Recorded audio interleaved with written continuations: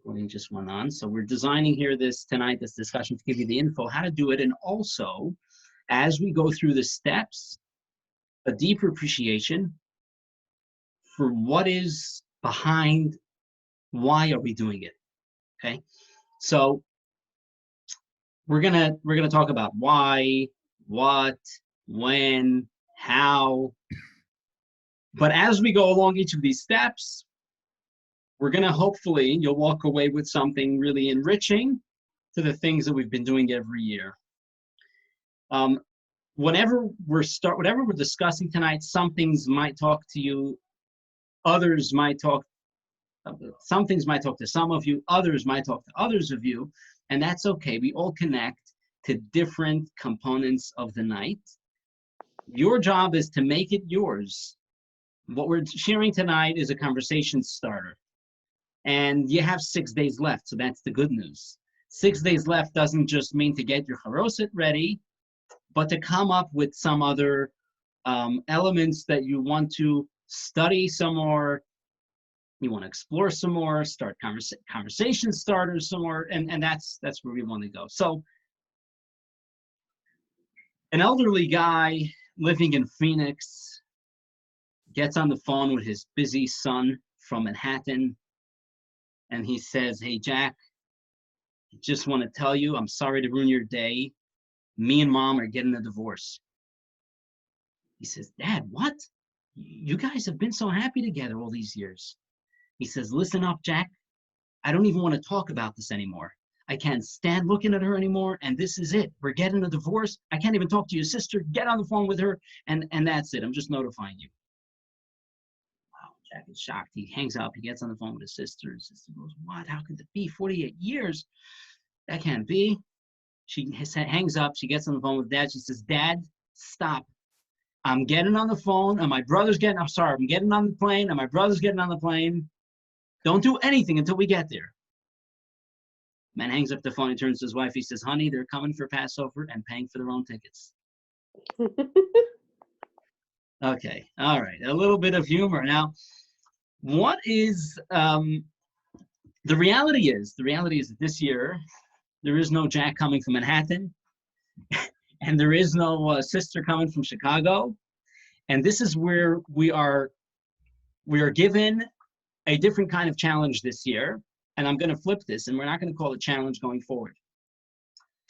Because clearly this year, there's something different that's wanted from us. And are we going to rise to the challenge to make this Seder one that doesn't have the grandson or the son from Manhattan and the Uncle Jaime, whoever the characters that made your Seder colorful are not there this year? So, first of all, just know that we're actually going back to we're reverting to the way the first Seder was in history. Actually, what I'm going to do here is I'm going to share my screen. Let's see if it works. Before I do that, hold on. Share the screen.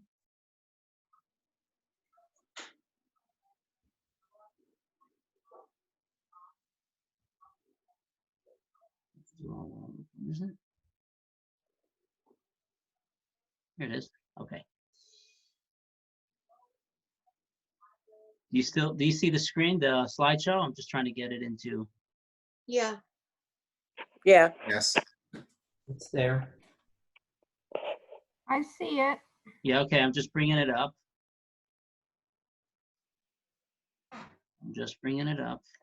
Hi, Elizabeth. Hi. How are you? Good. Good. Is there like a button to get this thing started? Oh, here it is, present. Facebook, everybody. Okay, how's it now? Is it on now? You're seeing it? Yeah. Okay, very good. All right. I am, right? Oh, sorry, we'll get back to that. So this year's different. Okay, this year's different. Where Moses is telling our people to stay. And I want to point something out. I said that we're going back to the original Seder because the first Seder in the history of Seders, the Seder that we had on the night of Passover, God informed and instructed the Jewish people stay indoors. I want you to stay indoors. I'm going to point something out in a moment, why it's so enriching. God told the Jewish people it was the night of the last plague, and God said, I want everybody, every family that's together, that lives under the same roof, to stay under the same roof. Don't venture out until the morning. And it was in the morning when they left. I know, quarantine's a little longer than that. But why? So some commentaries point out something very fascinating. The Jewish people were asked to stay with their own family because in the Jewish community, there's so many things that happen as a community. And you can get lost in the crowd. You can get lost in the classroom. You can get lost in the shul. You can get lost by the big Seder. And the Torah knew that there is something critical as we're venturing out into a community. We must first fortify the individual. And I know it's not individual, but it's as close to that as possible. A small family unit. We're getting together and we're having a Seder together as a family. Nobody's being lost. Nobody's being overlooked. So when it comes to a Seder like this, and some people are talking things like, all right, everything's canceled. I guess Seder's canceled too. Why should I even do a Seder? Isn't the quarantine equal that everything's really postponed? Should we postpone the Seder to some other time, just make another family dinner? And remember that the Seder is okay to be done with a small family unit. But beyond tradition, that this is how it was done, beyond tradition, there's something critical that we can't let pass. We can't just pass it over. Why must we do a Seder this year? So again, the first thing I just want to point out that the first Seder was done in small family units, and there's a beauty in that and being able to fortify the individual. So whatever you couldn't do because you had the big crowd or somebody annoyed you at the big Seder, now's your chance. You can have a much greater input of how the Seder is going to go. And you can bring your questions, bring your discussions, bring your flavor. And I'm telling young families that have never led a Seder before, this is your calling this year. This is an opportunity for you to finally stand on your 2 feet, make it yours, create your tradition. And I'll tell you personally, I love community Seders. I love being in New York. It's been a while, it's been a while already with my family, with their Seder. But you know what? I'm really looking forward to give my children their undivided attention for both Seders this year. And I'm sure they're going to remember it as the Seder that was just our family. And this is an opportunity that each of us can take. Now, so why Seder? Why Seder? Why, again, in addition to the fact that that it's okay to have a small Seder, but beyond tradition, what's the beauty in it? And the beauty in it is this. We're talking about symptoms today. Is it a symptom? Is that a symptom? Smell, taste, all these other things. And I want to talk about symptoms in a very positive sense.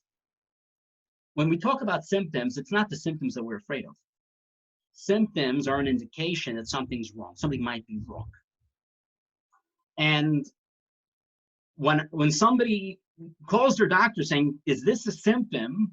Their question is, do I have it? Not the symptom. Do I have it? That's what I'm afraid of. And if we can flip this on the positive side, that's exactly, in a positive sense, what we can accomplish. What happens on Pesach night? What happens on Pesach night? And what happens is this.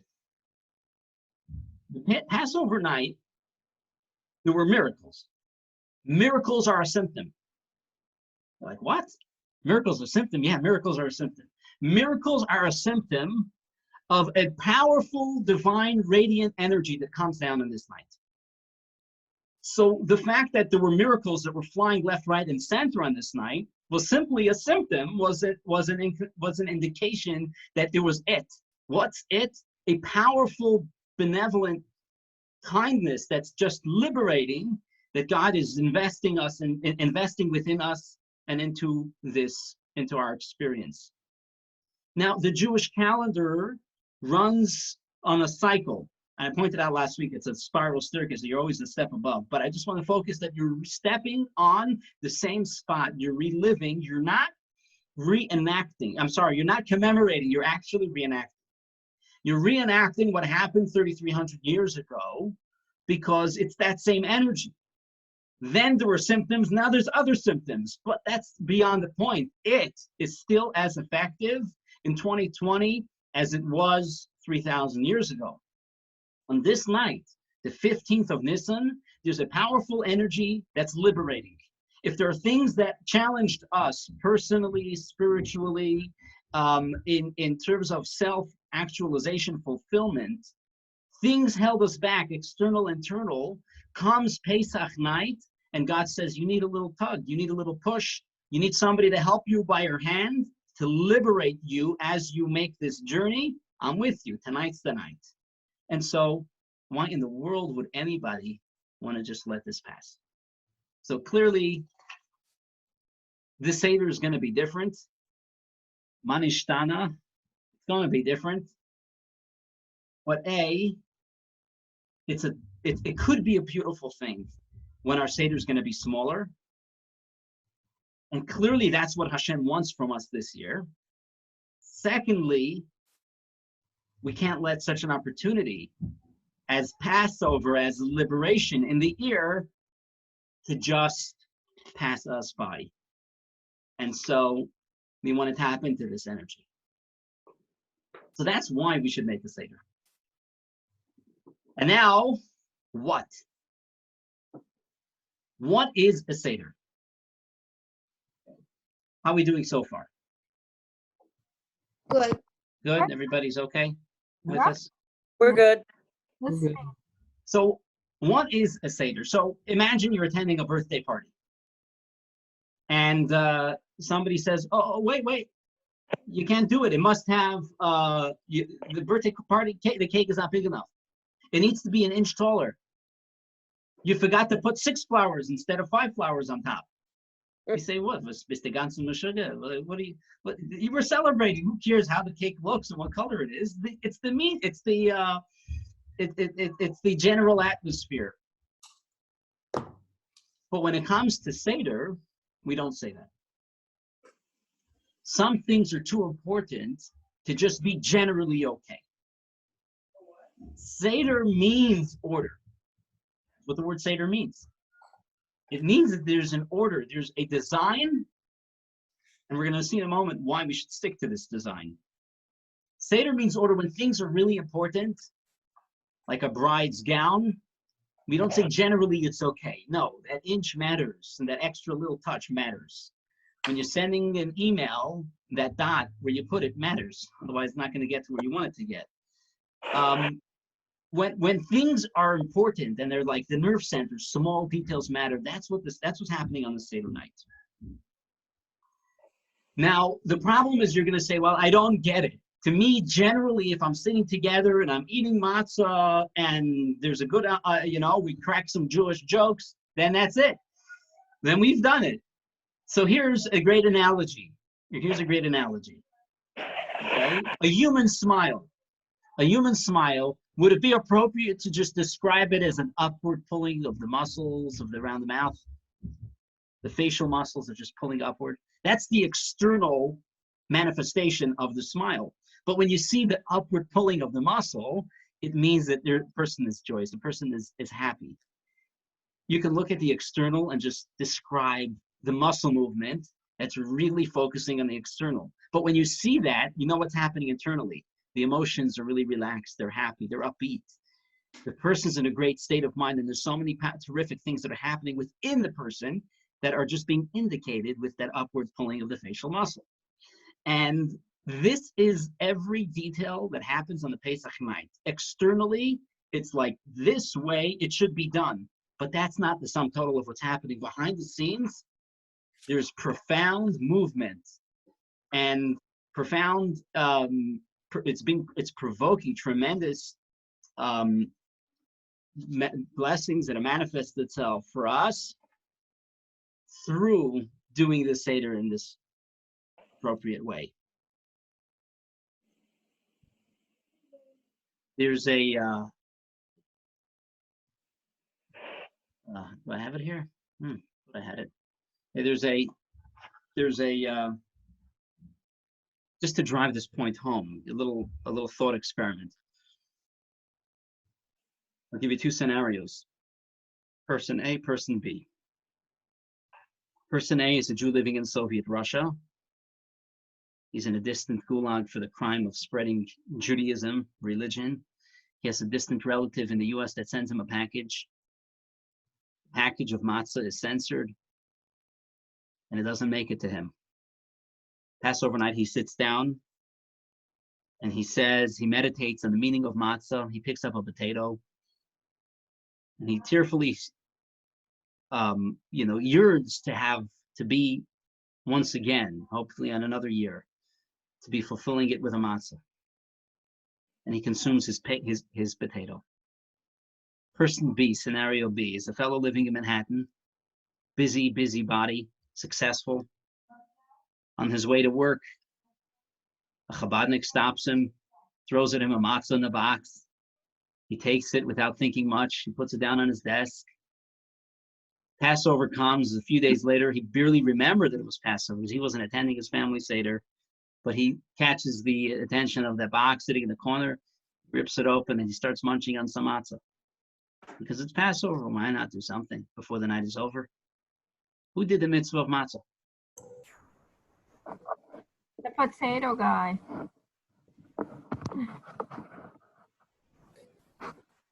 Okay, so I was expecting to hear the potato guy because that's who we really feel for. But a mitzvah is action. And an action, He ate the matzah. the action is ultimately if you ate the matzah. God forbid, I'm not talking about the people. I'm talking about the mitzvah was accomplished only in scenario B, not in scenario A. Other terrific things were accomplished in scenario A, but the mitzvah of matzah didn't happen. Because he ate the matzah itself. Because he ate the matzah itself. And that's what we're talking about. Seder, there is absolutely a how-to of Seder. And we may appreciate some elements more and some elements less. We're going to get to that in a second, and that's okay. But the knowledge that we're doing something, and if we try our best to tap in, to do something, to do the mitzvah, and to try to do it right, and maybe this year we have less people pulling in all directions, and we can just focus on the mitzvahs and the meanings that they teach us of the night. Okay. So what? The Seder is really important, and the Seder means an order. And the way we can tap in to the divine energy that's coming down in this day, it is absolutely through doing these. It seems to be, it might be, maybe at the end of tonight, we might have an appreciation for some additional components, but it might appear to us as just upward pulling a facial muscle. It's like, what is it? You're just doing it this way and the other way, but they're not. It's an indication of something so much deeper that's happening behind the scenes. And as we mature and as we study more, we hope that we can appreciate greater and deeper dimension. So here we are. What else do we do tonight?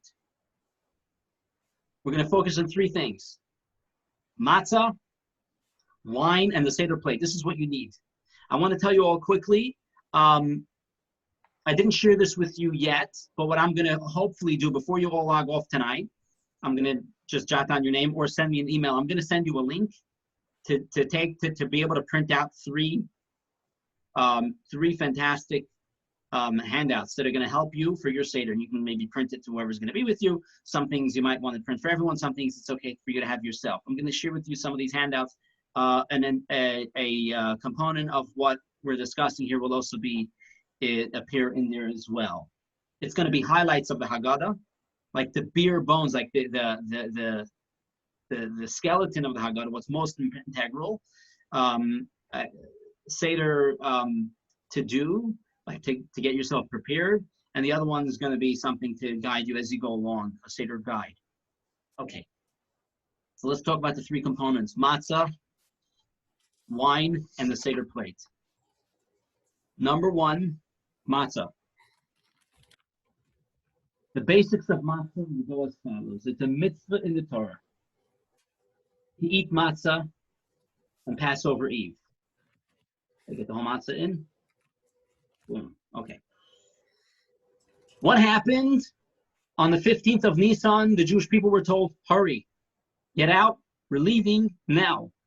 They barely made their doughs, they took it, and they put it on their backs, and it didn't have time to sit and rise. It was constantly on the move until it was baked at the first stop. And we want to remember that hasting, that faith that we just followed, and the miracle and the exodus happened with the blink of an eye. Matzah consists of simple ingredients. It's flour and water, and it's prepared really fast. The best matzah that you can get is shmura matzah, which means that the wheat has been watched from the moment that it was harvested. You want to, if you could, and we have enough here at Chabad, and if you want to make a stop here and you didn't get yet, we're happy to provide you with this free of charge for your Seder. If you can get handmade, it's better. And if you can get circular, that's fantastic. I mean, the handmade one is circular. If you've been around, you know that we're huge fans of the value of matzah. I know most people will stock up on regular matzah, and that's fine. But especially for the Seder itself, to be able to enjoy the way the matzah has been prepared for many, many, many, many years. The basics of the 4 cups. Every Shabbat and holiday, it is a rabbinic mitzvah to kick off the holiday with the declaration of the importance of the day. And we do that in style. They do it in style by raising a glass of wine. When it comes to Passover night, the rabbi said tonight isn't just a day of importance, but it's a day of really, really, really terrific importance. And to drive that point home, they've instituted it's rabbinic. Matzah, I mentioned, is biblical. The wine, the 4 cups of wine is rabbinic to drive the point home of the importance, the lavishness of what tonight represents. And it is part of the design to not down the 4 cups one after the next, even if you're taking grape juice and you love the taste of it. Rather, to do them all on 4 specific intervals throughout the Seder night. I'm going to just highlight each one. The first one will be over Kiddush, and we'll talk about what the other 3 will be. Now, here is a deeper appreciation for what's happening. We have the wine, and we have the matzah. Besides for them being 2 different foods, or one a food, one a drink, they represent 2 extremes, or 2 components, 2 elements of the human experience of Judaism specifically. We have matzah, we have a matzah relationship with some mitzvahs, and we have a wine relationship with some mitzvahs. What's the difference? What's matzah relationship? What's a wine relationship? And it goes like this. Wine is something that we love. It's got flavor, and it's got a great, we enjoy the experience of drinking wine. We savor it. The matzah, I pointed out, is exclusively flour and water. On Shabbos, we dip our challah in salt, not on Pesach. We don't dip it into matzah, we don't dip it into salt, just flour and water, simple. It's poor man's bread. The flavor the ingredients are simple as can be. The taste, totally not complex. The wine, very complex. That is the 2 approaches that we have in our approach to things that we do. Some things we do because we really have developed a taste for it. We got to develop a taste for wine. You taste a different kind of wine. And then in Yiddish, they call it a Feinschmeck. You smell this and you taste a little bit that. You develop a taste and appreciation for it, and it's mine, and I love it. I savor every bit of it. That's my approach to some things that I do and some mitzvahs that I do. It's my mitzvah. I shine with it. I love it. Every time I do it, I get a kick out of it. I feel the high. Then there is other mitzvahs that we seem to be doing it without really enjoying the process so much. It's simple. It doesn't really draw me in with richness. It's just something that I do simply. I'm told to do it, and I do it. Just like it says the bread. This is the bread that we've eaten while we were slaves. Well, it's like a servant. I do it. I was told to do it, so I do it. And Seder night, we remind ourselves that there's actually beauty to both. we must engage with our Torah and mitzvahs. And if we're going to be specific, actually, some parts of the Seder we may love and engage with it, and we see the richness in it, and others simply with faith, with simple faith. Because God, you told us to do this mitzvah. I don't yet appreciate it, but I'm not complete if I only relegate my Jewish experience, my Torah mitzvah experience to the wine.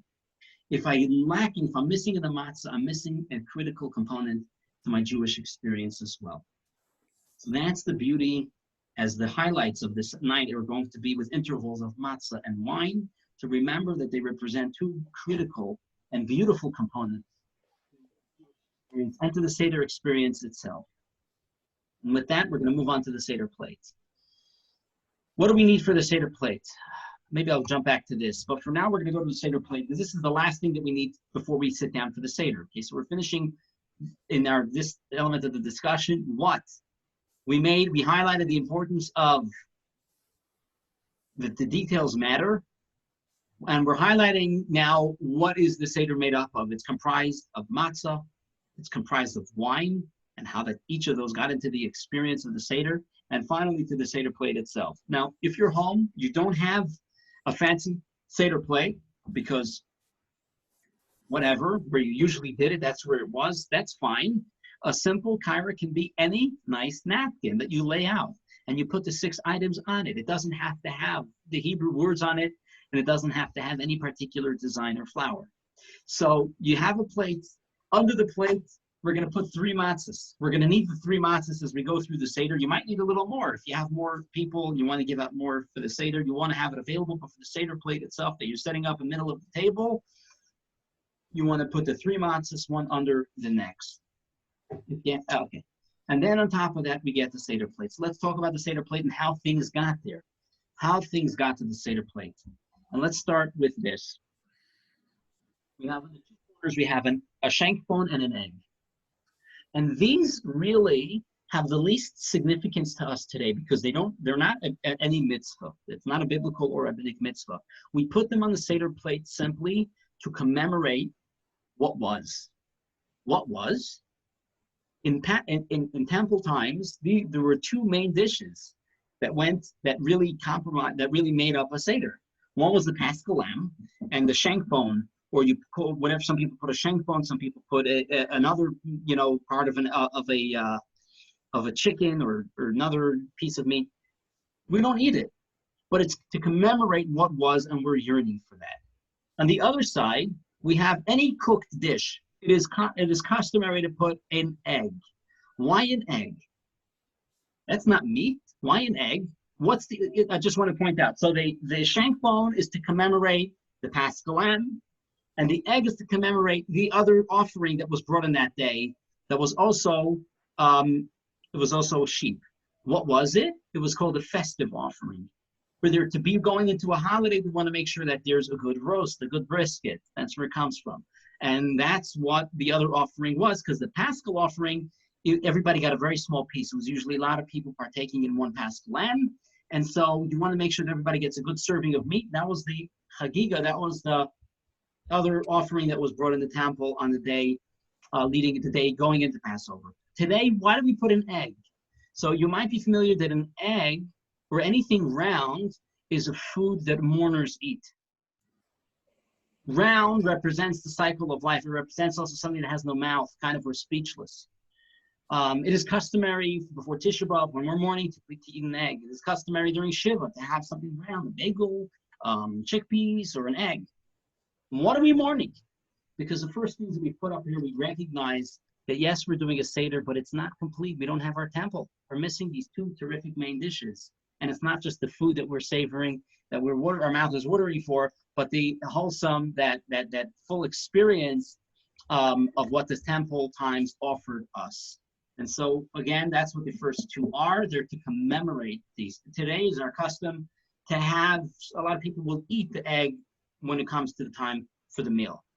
And dip it into salt water and eat it. That's our custom. It's my custom. I don't know how many of you out there have the same custom too.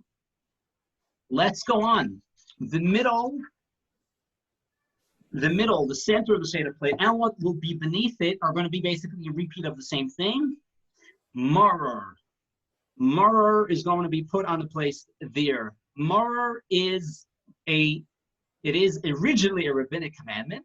Today, because of the absence of the paschal, it is merely a rabbinic commandment, but it is a mitzvah. We're going to make a blessing when we're going to partake in the maror and the bitter herbs. The Mishnah lists 5 kinds of vegetables that pass the bar to be maror. Somebody told me they want to do wasabi. I said, it's not one of the 5 that the Mishnah lists. So the Mishnah lists 5, and here's the problem. We lost 3 in translation. There's a lot of conflict of what the other 3 are. 2 of them we know, horseradish and romaine lettuce. And you're going to say, what? Romaine lettuce? Oh, why not jalapeno or something? Romaine lettuce isn't bitter at all, right? When was the last time you ate a Caesar salad? It wasn't that bitter. Now, here's the deal. The commentaries point out that a romaine lettuce, I haven't tried this at home. Maybe some of you can report back. A romaine lettuce, supposedly, if you leave it and you let it grow longer, I guess they take it off while it's still young and small, but if you let it become harder and longer, it does become bitter. That's what it's told. And there's significance and its symbolism there because the story of our enslavement in Egypt was exactly that. If you've read the story in Exodus, it started off with we were working for pay. Pharaoh was working with us. He sweet-talked it to us. It was sweet in the beginning, but as it grew and matured, it became quite bitter. So the romaine lettuce actually has significance to the story of our bitter enslavement in Egypt. The Chabad custom is that we actually do wrap them both together. We put the romaine lettuce with the bitter herbs in the middle, and that's how we do it. Okay, so we covered the shank bone, the egg, the bitter herbs, and the charoset because we're going to need it twice. That's the only reason why we put it on twice. We call one of them mar, we call the other one chazeret. It means the same thing. We just give it different names because they're going to be used at 2 different parts of the Seder, one for the sandwich and one to eat independently. Now, I have 2 more to go. 2 more to go. By the way, some of you might have a different variation of how your Seder plate is set up. That's okay. There's different customs. This is the Chabad custom and of some other communities. So, but the 6 is the 6 items. That doesn't change. Charoset. What does the charoset there to represent? The charoset is a mixture. First of all, what is it? It's made up of a couple of fruits, nuts, or spices. It can be pomegranates, walnuts, dates, pears, apples, almonds, cinnamon, ginger. These are all different variations that some communities adopt. The Chabad custom is to keep it really simple. Apples, pears, walnuts, and we put a little shot of wine in to add a little to remember the blood, the redness of the blood. So what is it here to design? What is it designed to commemorate? Mortar, the thick mortar that the Jews were enslaved with for all those years. We're going to need it. We're going to be dipping into it. And finally, it says here parsley. You can call it karpas. That's what it's called typically on the Seder plate. The karpas is simply a vegetable. The vegetable can be anything. It can be celery, parsnip, radish, cabbage, raw onion, cooked potato. Chabad custom is we stick to raw onion or cooked potato. But the point we're going to see in a moment why we need it. So that's all you need to get started. So to get started for the Seder, the checklist, what you need, you want a Seder plate. If you don't have a fancy Seder plate, you want anything, a napkin is good. If you're putting 3 matzahs, you want to put a divider between each matzah. So each one has their own little component, their own little pocket. So 3 matzahs, one on top of the other, another napkin on top of that, if you will. You put the 6 kinds. You want to hopefully get shmura matzah. We're happy to help you because I believe greatly in the value of shmura matzah. You want wine, grape juice, and here's the other elements that you'll need. Hard-boiled egg, a roasted piece of meat, tiny thing. We use a chicken neck. That's what we use. And it's like I actually even take off the meat off, so it's just like a bone. Romaine lettuce, ground horseradish, candles. You're going to get to that's actually right before the Seder begins. You're going to want charoset, a mixture of fruits and nuts. Apples, pears, and nuts is simple. That's what I use. A Seder plate. You're going to want a vegetable. I already did a Seder plate. You're going to want a vegetable. You're going to want salt water and a Haggadah. So what I can provide you is 2 things. After the class, I'm going to send you a link for the highlights of the Haggadah. And if you want the email that I sent out, I think on Friday, also had a download. If you don't have Haggadah with you, there's a full download of the full Haggadah text as well in Hebrew and English. Okay, so we've covered why Seder. why Seder, and even why quarantine Seder. There's something special that should not be overlooked in what's happening this year, as difficult as it may be. Number two, what Seder? We spoke about the beauty and the details. We spoke about what the details are, and now we're going to get into the when. We're going to get into the when. When should we have a Seder?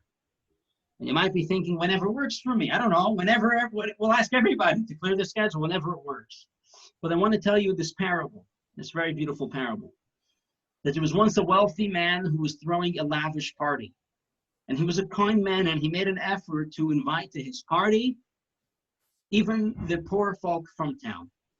It was a real celebration. He wanted everybody to partake. And the poor fellow comes, and he's wowed as he comes into this rich mansion, and he sits down. He's never seen a table set like this. But the table, there's no food out yet, just everything's set, and everybody gets their seat, and he's sitting and waiting for what's about to happen.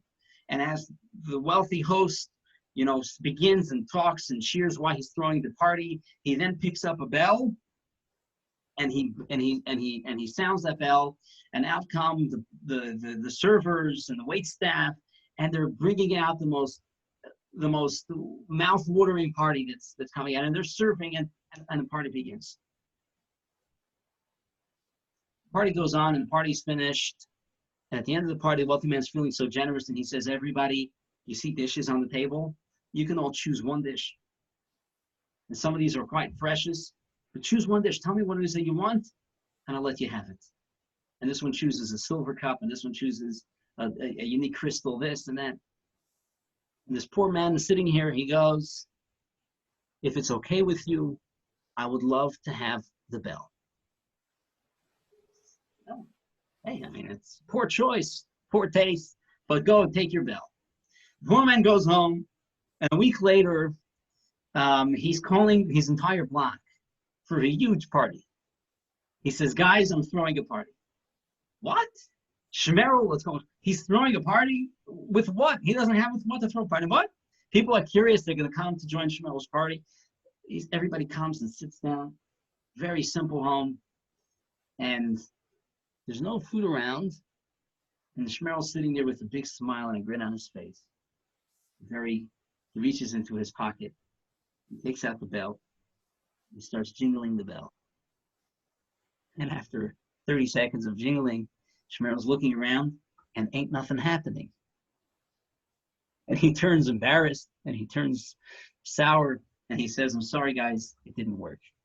He runs back to the rich man, and he says, you tricked me, you didn't give me your bell. He says, what are you talking about? He says, I rang the bell in my house, and the wait staff didn't come out. So, right, what's the moral of the story? What's the message of this parable? That we sometimes we fail to realize that a bell is an is just a tool through which things that are behind the scenes know when to come out. And the Seder is that bell. But if we move it to the Sunday before Passover for convenience, or we do it at lunchtime, there's no waitstaff waiting. So we're ringing the bell, and ain't nothing coming out. I'm talking about from the spiritual powers that's supposed to come down on Passover night. You really want to elicit, the waitstaff are waiting when Pesach begins. And in the Jewish calendar, a day begins with nightfall. A day begins with nightfall. We see that in Genesis right in the beginning, and it was evening and it was morning. A day begins with nightfall, and there is significance to that. Because darkness, and as individuals, as a collective, as a people, we've had darkness, but we've always known that darkness is only the beginning of a bright day which is going to follow. Every challenge is the beginning of a day. The day doesn't end in the dark. A day ends with sunlight. It begins in dark, you experience that whole darkness, but then there's something light that follows. That's the Jewish way how we observe how we see a day. That is a day.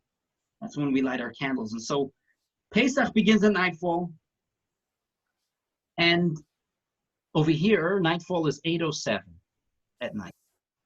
8:07 at night. And I want to tell you something. When we do a community Seder, we call for the Seder at 7:30.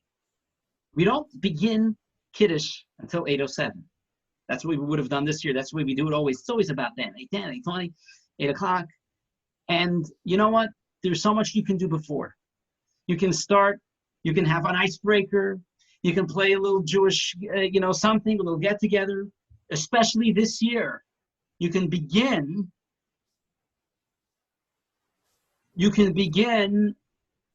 Zooming before nightfall. Get the whole family together, do something that you want, do something together collaboratively. But I encourage you that when you come to the Seder itself, do it yourself. Do it yourself. Become the leader and empower everybody else that sat around the table to become their leader and to do something unique alone that you're going to do once Seder night hits. So we've covered why, what, when, and now we need to address how. Now, we have the ingredients, but we want to go to now what's the beauty in the order and what's being accomplished and what are we doing when we're doing. So we covered the Seder plate. We're going to get to the reflection in a second. Okay, how are we doing so far? Are you with us? So far, so good. So far, so good. Okay. I'm here, thanks. Okay. Good. Good. It's good to hear from you. Here, still listening. Good. All right. So here we are. We want to talk about the how. Before we're going to bite our teeth into the Seder, I'll share with you another little story. Maybe you can share some of these stories at your Seder, unless everybody's here listening. This is just a classic Jewish joke. So Moshe is living in the shtetl, and he wants to pack his bags and move to America, and he realizes that he can't take everything with him. His furniture's got to stay, and his business has got to be sold, and he takes everything that he owned, and he sells it, and he buys gold, and he melts the gold, and he makes himself 5 sets of false teeth. 5 sets of false teeth. He packs in his bag, and he gets on this ship, and he makes his way to Ellis Island, New York. And the customs and this fellow stops him as he's arriving, and he opens up his tattered suitcase and says, "What are you bringing with you?" Making sure everything's safe and sound. And he opens up, and he sees 5 sets of fake teeth. He goes, "Sir, what's this about?" The fellow says, "Listen, I'm a religious man. And so I have 1 set of teeth for when I eat meat, another set of teeth for when I eat dairy. I don't want to mix the two. I'm very religious." Man says, "Okay, all right, that's 2. What do you need the other 3?" Man says, "Look, Pesach comes, Passover comes, and I need to have a separate pair of teeth for Passover. And so I need to have 1 for the meat of Passover and 1 for the dairy of Passover. So there I have meat, dairy for the rest of the year and meat, dairy for Passover." And the fellow says, "Granted, sir, I get 4. What's your 5th one about?" And Moshe says, on another tone, he says, "Once in a while, I'll have a cheeseburger." So he doesn't want to mix the two. Okay. All right. So we're going to be biting our teeth into the Seder plate right now. Not literally, but as we get through the steps of the Seder. So I know in some of your Haggadahs you're going to have the 15 steps of the Seder. We're going to break it down a little bit different because we're just going to zero in on, we're going to follow the order, but we want to focus on the highlights, on what's critical, especially that I encouraged you to start at 8:07. You know what? You can have some food before if you're hungry. You can do some of the manishtana asking before, that's fine. But the critical components, the kiddush, the 4 cups, the matzah, save it to 8:07. And you know what? You can take a nap that day. And that's what I always remember from my childhood. The Seder was late, and we always took a nap. And that's one of the, that's where the day stood out. And going into this night, I want to point out that the Seder is also about doing things differently. So if you're scared that you're standing out, it's okay. That's what we're supposed to do. We're doing things weird. I don't usually eat so late at night, but tonight we will. I don't usually take a nap in the middle of the day. Today we will, because we want to make sure that we're focused on the Seder. Okay. So before we begin, it's important that each of us on Seder night, before we begin, not the class, but before we begin the Seder, to take a moment to reflect. I'm going to take a moment to reflect because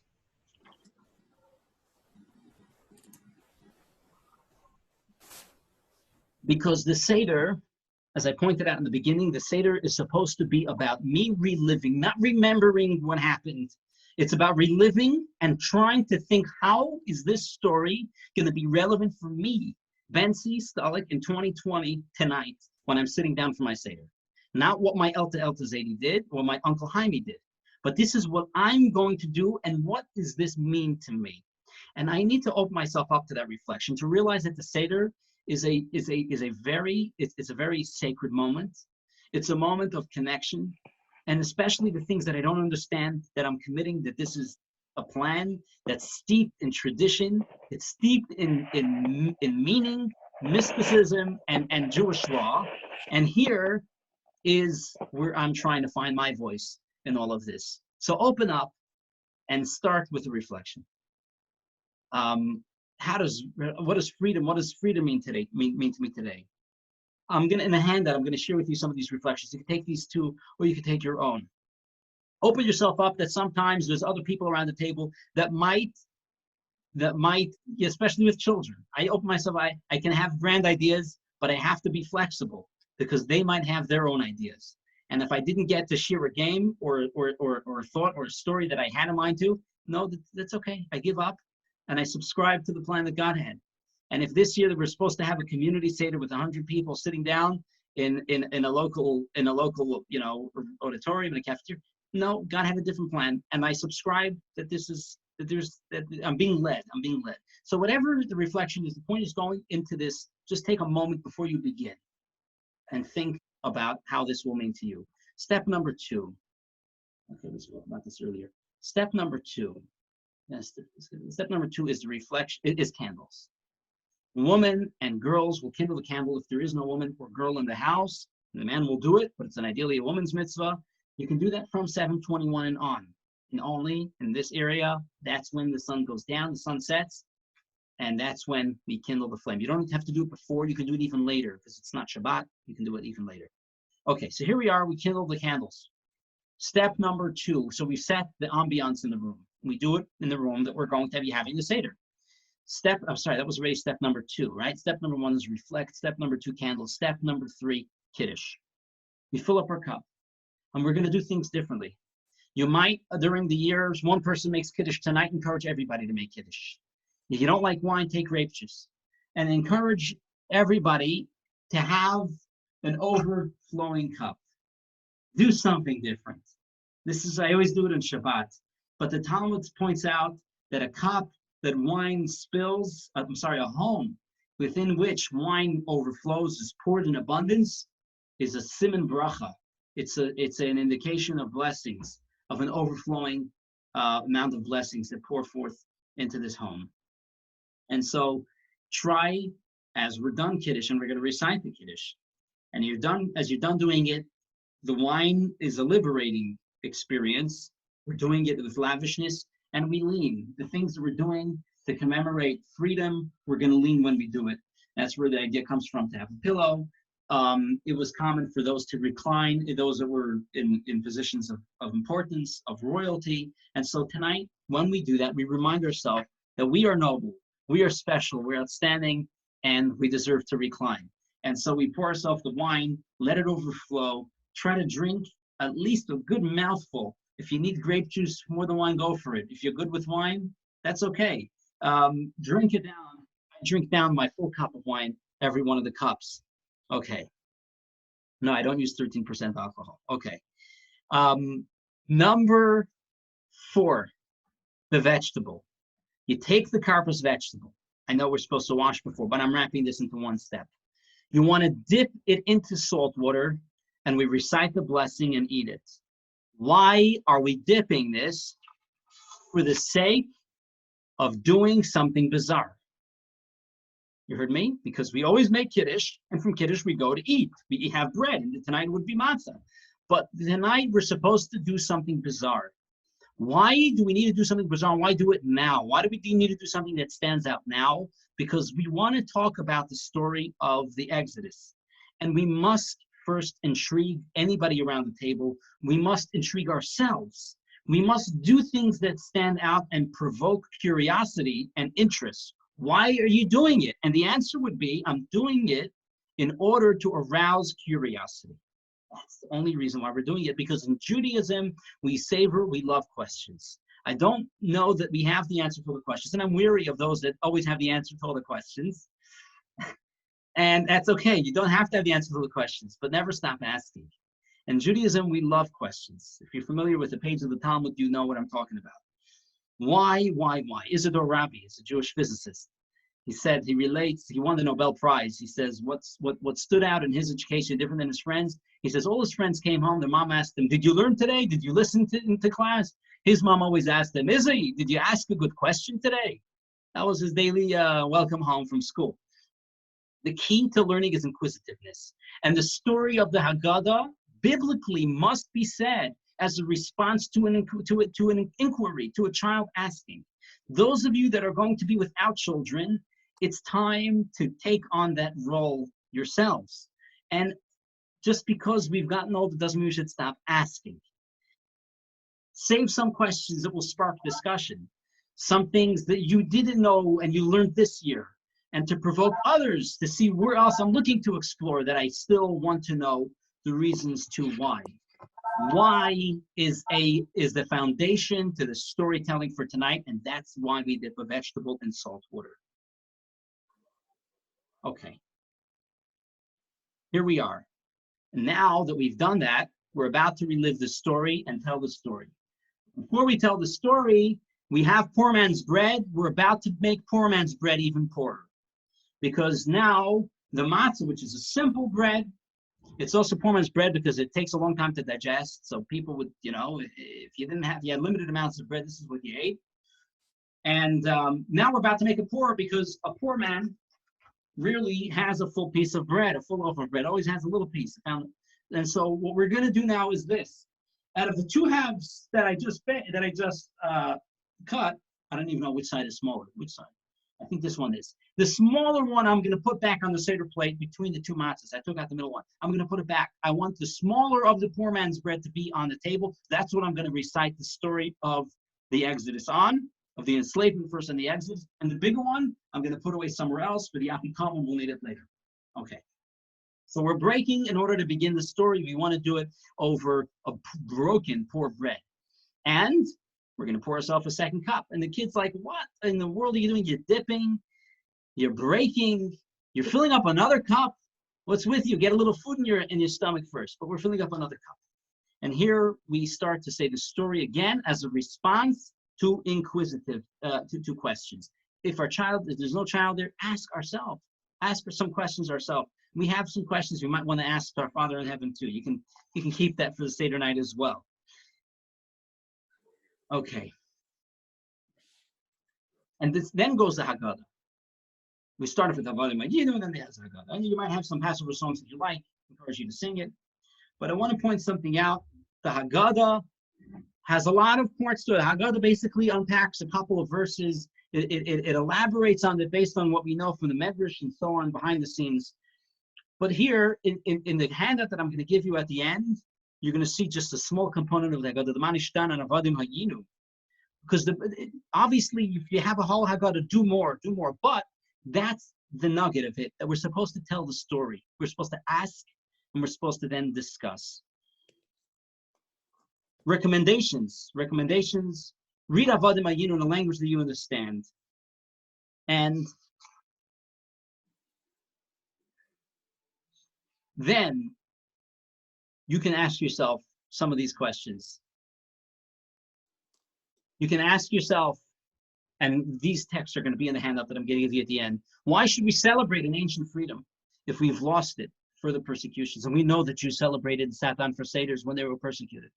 We know Jews sat down under the threat of the Nazis and under the Soviets and under the Spanish Inquisition.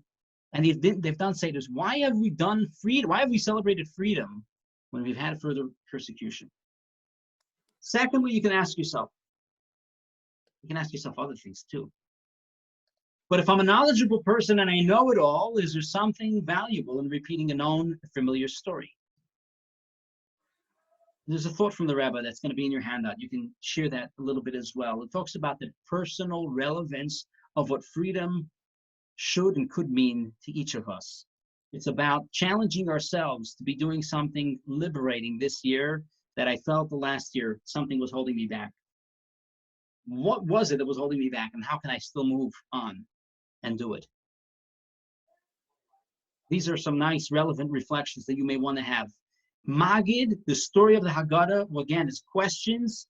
Avadim Hayinu, some discussions about the relevance of it and how it's still relevant today. The 10 plagues, and you wrap up with the declaration of the 3 big mitzvahs of the night, of Pesach, Matzah, and Maror. You just elaborate them and you say, these are the 3 big biblical commandments of the day.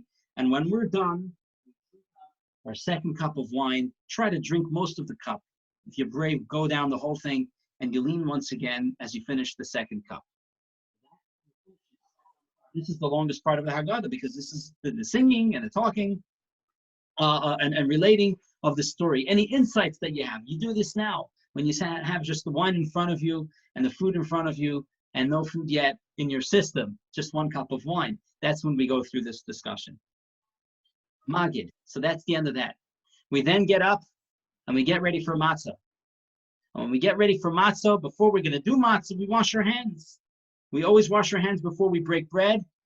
And washing hands actually has a lot of significance, not just for coronavirus, but washing hands has significance has symbolism on the ritual level as well.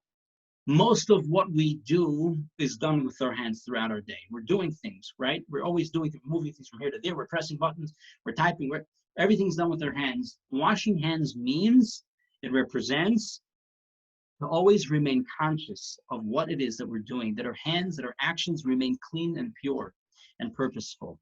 And so our actions should always be given that reminder that I'm hoping to do things a little more purposeful going forward. So matzah, we basically take the matzah, we take a whole matzah, we take a broken matzah, and we're going to put it together after we wash our hands. We make the blessing, and we recline as we eat the matzah. It's encouraged. This is a biblical mitzvah. It's the only biblical mitzvah that we do tonight. The maror is a rabbinic mitzvah. Savor that flavor. Celebrate it. Do the matzah right. Crunch into it. Enjoy it. And eat. If you have a shmur matzah, try to eat a third of a matzah. That's a good measurement that the Code of Jewish Law says would count as fulfilling the biblical command. So do it at night. Eat a good amount of it. And lean while you do it. And try to think of what the matzah means to you. We then move on to maror. Step. Did I skip one? That's convenient. Oh, it's on the bottom. There it is. Step 7, maror. You dip the maror into charoset. Just want to point out, I know everybody loves charoset.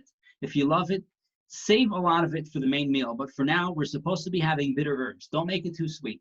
Dip it in, not a little bit, just to take off the edge. But you don't want to, it's not a charoset sandwich. It's predominantly supposed to be maror now. And if it's bitter, that's okay. And if it brings a tear to your eye, that's okay. What's the deeper symbolism to what you're doing when you're having this maror? A deeper symbolism when you're having the maror, I want you to think about this. Goodness is most appreciated when it's contrasted with evil. When there's a presence of evil and there's an individual that's good, it shines out like a glistening star. We appreciate it so much. When we're coming, when we've had darkness, and you had light, and you get light, you appreciate that light so much more. And so to appreciate the bitterness in our life, and the bitterness that the Jews had in the enslavement, it isn't just divorced of the good, but it's actually a highlighter of the redemption. It enables one to appreciate the blessings that follow to a greater degree. So it's okay to not suppress and ignore the difficult bitterness that one had personally or collectively as Jewish people have experienced, but to think how that can be a springboard for us to be able to appreciate the goodness that has come into our lives in other ways that follows, as a way that the bitterness of the maror helps us highlight it and appreciate it. We're winding down. We're almost done the lesson. I know the hour is late. We then, after we've had the matzah, the maror, we're going to move on to step 8. By the way, this is all going to be in the handout, so don't worry if you didn't take full notes here. Not everything that I'm saying, but the basic gist of these steps, the way they're broken down, and the highlights of the Haggadah. It is customary to eat a meal, to eat the egg right then. Enjoy a holiday meal with everything that goes with it. You tried to kill us, we won, let's eat. And finally, you wrap it up with the afikoman. I don't think we need much commentary, right? However you like the brisket, however you like the gefilte fish, right? I don't have to lecture you on that. All right. We finish it with the afikoman. If you're up to the task, eat another good serving of the afikoman. And here, we're about to bench. We're about to finish with the grace after meal. Before we do, we're going to fill up a third cup of wine. So again, the first cup is over Kiddush. The second cup is over the story of the Exodus, the Manishtana, the Avadim Aginu. The third cup is going to be over benching. Okay, so if you had a cup during the meal, that's fine, but you still need to have 2 more. So pace yourself. You need to have 2 more. One over benching at the end of the benching, and another one all the way at the end. We'll get to in the moment. So what's the finale here? Here's a very special, a very spiritual moment of the Seder. We fill up, right before benching, we fill up Koso Shel Eliyahu, Elijah's cup. Why do we fill up Eliyahu's cup? Eliyahu is his Hebrew name. Why do we fill up his cup? Eliyahu, Elijah, clearly is one of the most beloved of Jewish prophets. Most famously, we know that Eliyahu is going to be the one that will herald the coming of Mashiach. We're waiting for Eliyahu to be the bearer of the good news. He's going to be the first to break the news to us that Mashiach is coming. And so tonight, as we pointed out, tonight is the energy, not tonight, Thursday night, but next week, Wednesday night, and Thursday night as well, is the night that is unlocking the keys of liberation. The miracles are a symptom of the redemption that's happening. It is the most opportune time for redemption to unfold once more. And that's what we are confident, and we're so optimistic that we raise the glass for Eliyahu, indicating here's another cup for Elijah, towards L'chaim, for Elijah's arrival. May it be speedily in our days. It is also another element to it is it's kind of a way of us showing some kind of respect and appreciation and making it real. Elijah's here. We're honoring him with a cup similar to the kisei, to the seat of Elijah for a bris, but that's for another discussion. We open the door. We'll get to that in a moment. That's where I was pointing as a spiritual moment. And then we bench. So again, we fill up the third cup. We ate the meal. We had the afikoman. We bench. Before we bench, we fill up the third cup. We fill up Elijah's cup, and we bench. And I want to point something out here. Interesting. And I see I have a chat here. More than ever, yeah. Okay. So we have a very interesting observation. This might be new to all of you. The benching, the grace after meal, is a biblical mitzvah. We say it in the benching. And you should bench God when you eat, after you eat.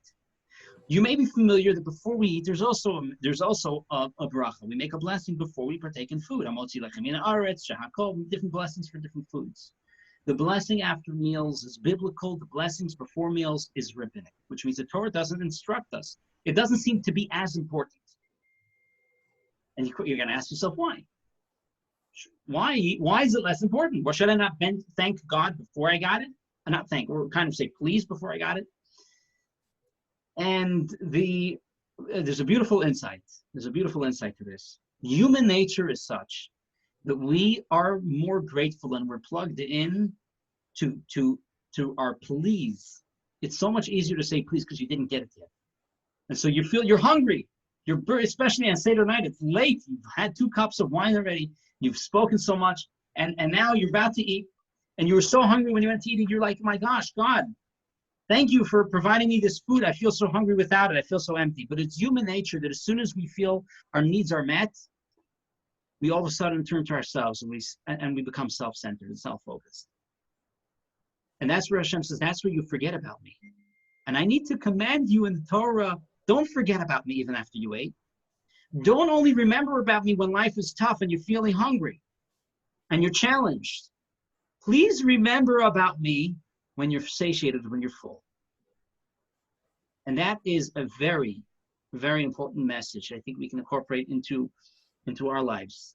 That we shouldn't only be pleased, we shouldn't only be tzuras yidden, to come to when we feel most awakened, when we experience a tzara, but we should make it our point to make those meetings with Hashem when times are good, when the paycheck is predictable, and we have all the blessings in our life. And God says, this one I need to remind you a little bit more. So that's just a little reflection when you think about the biblical mandate of benching after we eat. We then drink the third cup right after the benching, and immediately pour the fourth cup.